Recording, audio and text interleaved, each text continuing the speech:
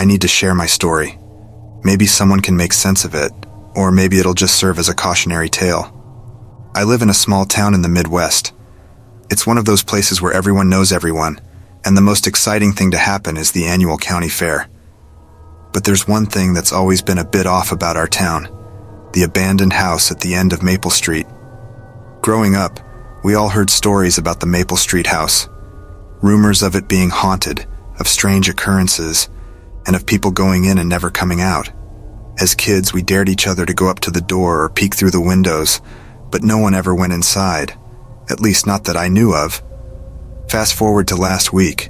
My friends and I, feeling nostalgic and a bit tipsy, decided to explore the house. We thought it'd be fun, a trip down memory lane. How wrong we were. We entered through the back door, which was surprisingly unlocked. The air inside was stale and heavy, like it hadn't been disturbed in years.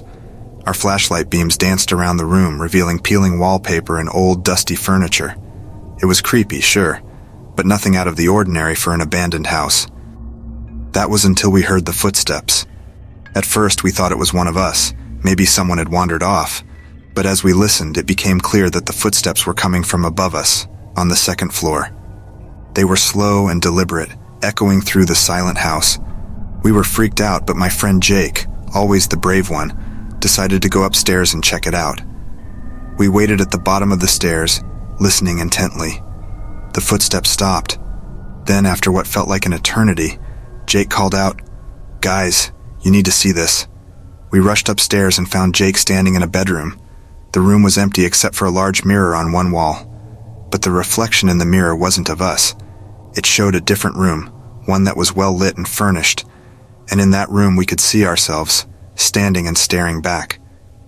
We were frozen in shock, unable to comprehend what we were seeing. Then the other version of me in the mirror started to move. He, or it, reached out and touched the mirror's surface. As he did, I felt a cold sensation on my hand, even though I wasn't touching anything. Suddenly, the room in the mirror went dark, and the reflection returned to normal. We could see ourselves again, but the atmosphere had changed. It felt oppressive, like we were being watched. We decided to get the hell out of there. As we made our way downstairs, the footsteps started again, but this time they were behind us, following us. We didn't look back. We just ran. We burst out of the house and didn't stop running until we reached my car. As we drove away, I looked in the rearview mirror and saw a figure standing in the doorway of the house watching us. I haven't been able to sleep since that night. Every time I close my eyes, I see that mirror and the other version of me. I've done some research and found out that the house used to belong to a man who was obsessed with parallel universes. He disappeared without a trace one day, and the house has been abandoned ever since. I don't know if what we experienced was real or just a figment of our imagination, but I do know one thing. I'll never go back to that house again. So there you have it. My terrifying experience at the Maple Street house. If you ever find yourself in a small Midwest town with an abandoned house at the end of the street, do yourself a favor and stay far, far away. I moved to a small town for a job opportunity. It was a sleepy place, but the rent was cheap and the people were friendly. I found a 2-bedroom apartment on the outskirts of town. The landlord, Mr. Jenkins, was an elderly man with a kind smile and a penchant for telling long-winded stories about his youth. He mentioned that the previous tenant had left abruptly, but I didn't think much of it. The first few weeks were uneventful. I settled into my new job, made a few friends, and started to feel at home. But then, the oddities began. It started with the noises, soft, almost imperceptible at first. A creak here, a shuffle there. I chalked it up to the building's age. But then, things escalated. I'd come home to find my belongings slightly out of place. A book shifted on the shelf.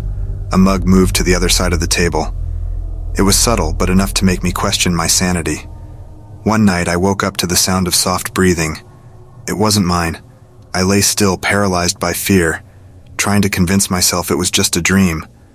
But then I felt it. A cold draft brushing against my neck. I bolted upright, scanning the room, but there was nothing. The next morning, I installed security cameras in the main areas of the apartment. If someone was messing with me, I was going to catch them. A few days passed without incident. I started to relax, thinking maybe I had overreacted. But then, one evening, I received a motion alert on my phone. I opened the app and what I saw made my blood run cold. The footage showed my living room, bathed in the grainy glow of night vision. Then, a shadow moved. It was a person emerging from the small storage closet near the entrance. They looked around, moved a few things, and then retreated back into the closet. I called the police immediately. They arrived and searched the place. Inside the closet, they found a makeshift bed, some food, and personal belongings. It was clear someone had been there for a while. The police identified the intruder as a homeless man named Gary. He had been the previous tenant of the apartment. Unable to pay rent, he had been evicted but found a way to sneak back in, and had been living there secretly ever since. He meant no harm and was just looking for shelter. But what truly shocked me was discovering that Mr. Jenkins knew. He had discovered Gary a few weeks after my move-in but didn't have the heart to turn him in. He thought if he kept it a secret, no harm would come, and Gary would eventually move on. He had been leaving food outside my door at night, thinking it was a kind gesture to help a man down on his luck. I was furious, but also deeply saddened. Gary was arrested, but I couldn't help but feel sympathy for him. He was just trying to survive. As for Mr. Jenkins, I couldn't stay in that apartment knowing he had kept such a secret from me. I moved out shortly after. The experience taught me that fear can come from unexpected places, and sometimes the monsters we imagine aren't the real threat. It's the secrets, the things left unsaid, that can haunt us the most. It all started about 2 years ago when I moved into a new apartment. It was a charming old building in a quiet part of town, and the rent was suspiciously cheap. I should have known there was a catch, but I was desperate and didn't ask too many questions. The first few weeks were uneventful. I settled into my new life, made friends with a few neighbors, and even adopted a cat named Whiskers. But then, strange things began to happen. I'd wake up in the middle of the night to the sound of footsteps in the hallway outside my door. At first I brushed it off as just the creaky sounds of an old building or perhaps a neighbor coming home late. But then the footsteps started to come closer, stopping right outside my door. One night as I lay in bed trying to convince myself it was all in my head, I heard a soft whisper coming from the other side of the door. "Let me in," it said. My heart raced. I grabbed the baseball bat I kept by my bed and approached the door slowly.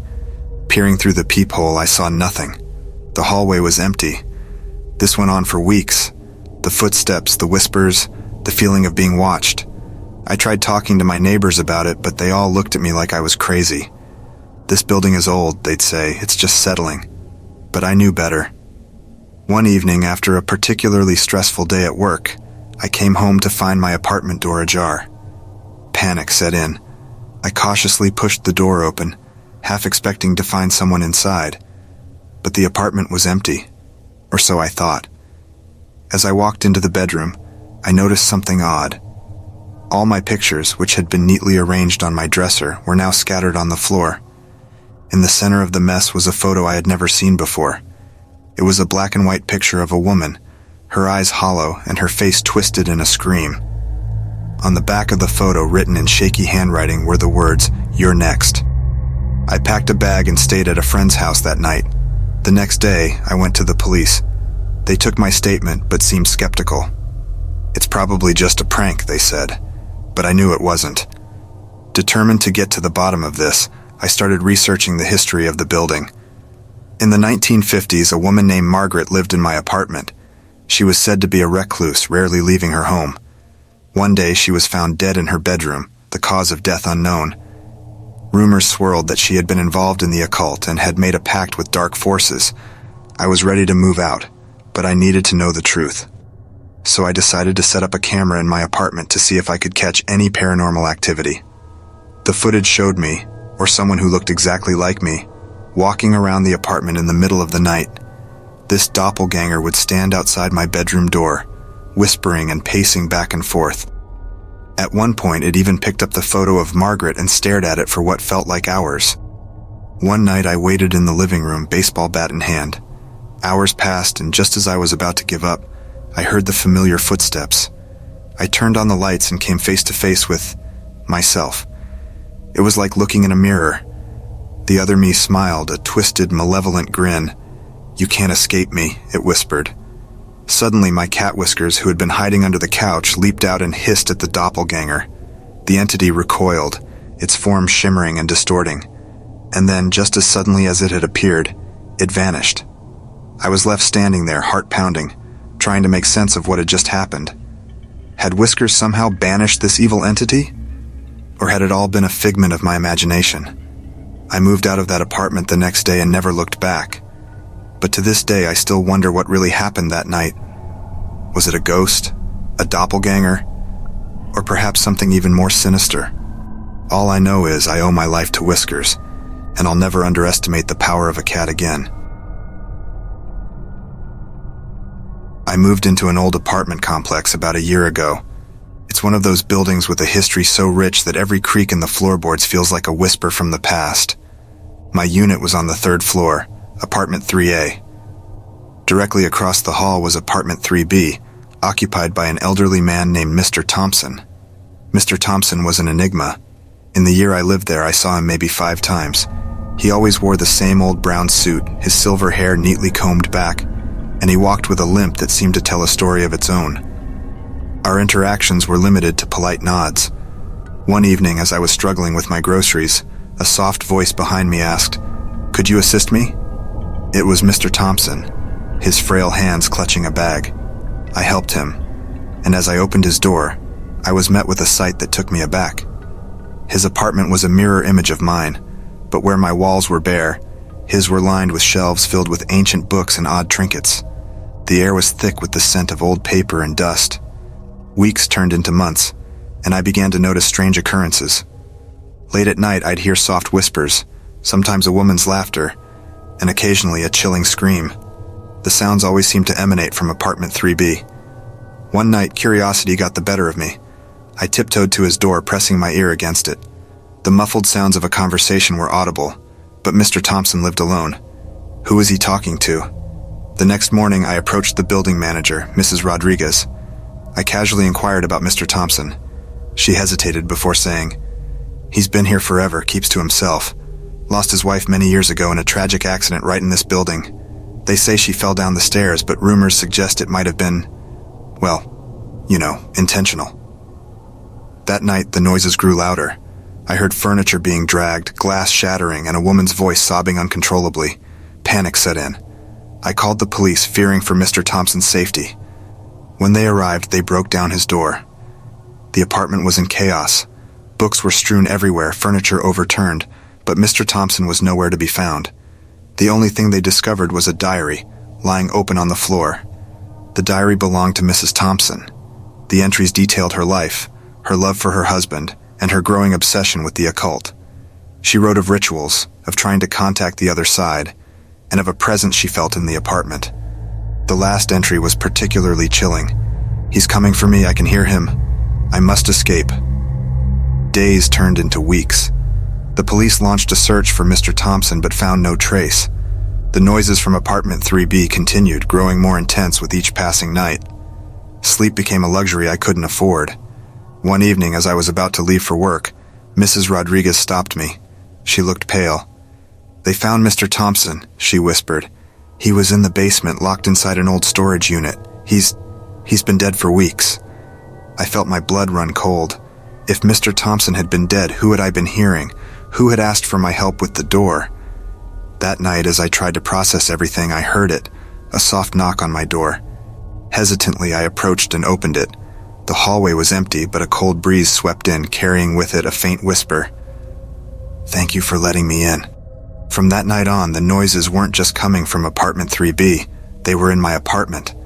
Whispers right next to my ear, cold spots in the middle of rooms, and shadows that moved just out of sight. I realized that by opening my door that night, I had unknowingly invited something in. I moved out immediately, leaving most of my belongings behind. But even now, in a new city, in a new apartment, I can't shake the feeling that I'm being watched. Every creak, every draft, every shadow feels like a reminder of apartment 3B and the echoes of its haunted past.